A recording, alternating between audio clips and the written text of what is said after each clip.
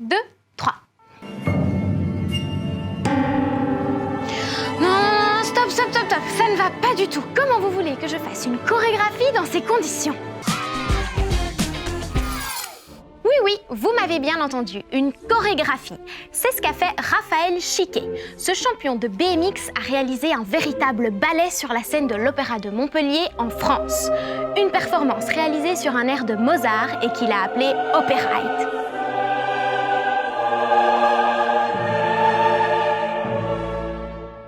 Ah, voilà de la belle musique.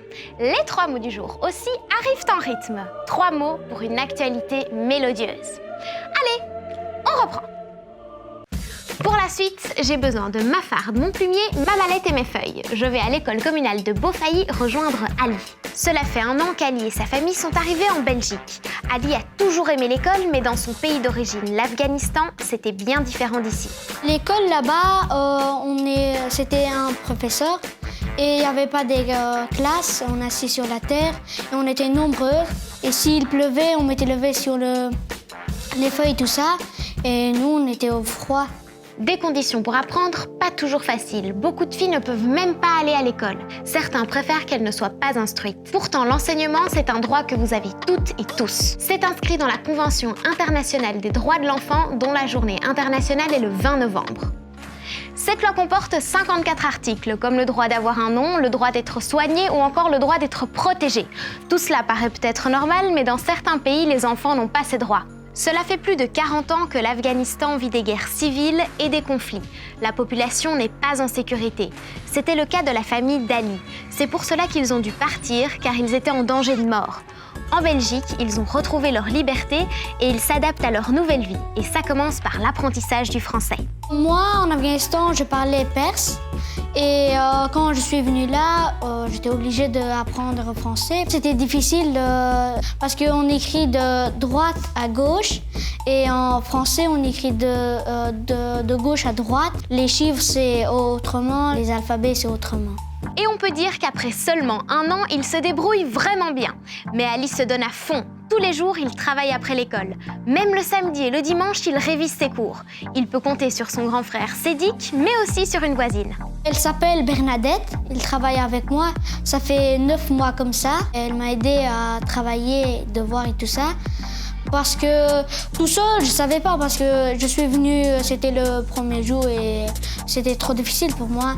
10 sur 10, 20 sur 20, Ali peut être fier de ses résultats et il compte bien continuer comme ça pour un jour réaliser son rêve.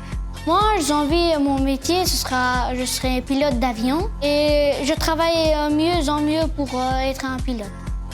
Ali vous conduira peut-être aux 4 coins de la planète, on y croit. On retiendra droit de l'enfant dans notre liste des mots du jour.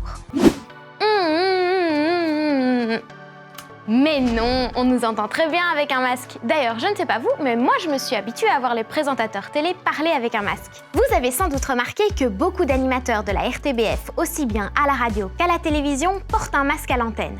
En fait, ils s'adaptent, comme tout le monde, aux nouvelles mesures prises pour contrer le coronavirus.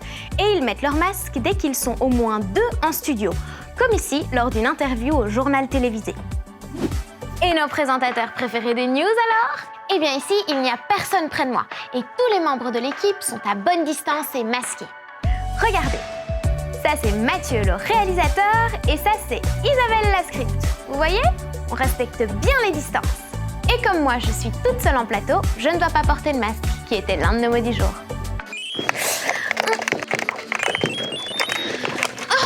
Bon, je pense que j'ai perdu. Je n'aime pas trop ça. D'ailleurs, un autre qui n'aime pas perdre, vous le connaissez bien, c'est Donald Trump. Il continue de prétendre qu'on lui a volé sa victoire à l'élection présidentielle suite à une fraude en faveur de Joe Biden. Il a même demandé plusieurs fois que l'on recompte les voix des électeurs dans plusieurs États. Nous nous préparions à gagner cette élection. Et franchement, nous avons gagné cette élection. Il ne lâche pas l'affaire, hein ? Tiens, et vous, est-ce que vous êtes mauvais perdant ? On a posé la question aux élèves de l'école communale d'O1. Moi, quand je joue par exemple à des jeux de société et que je perds, je rigole parce que c'est juste un jeu. Je suis un peu mauvaise perdante, mais pas beaucoup. Moi, je suis pas trop mauvaise perdante, mais j'en connais quelques-uns parfois qui sont des mauvais perdants. Enfin, il est pas content, il se fâche ou des trucs comme ça. Je râle, mais je le montre pas. Je suis pas au point à mettre le jeu par terre. Oui, c'est vrai que ce n'est pas très cool de perdre, mais bon, l'important c'est de participer, non? Et de ne pas être mauvais perdant, qui était l'un de nos mots du jour. C'est déjà la fin de cette vidéo, commentez-la, partagez-la et abonnez-vous. Ciao!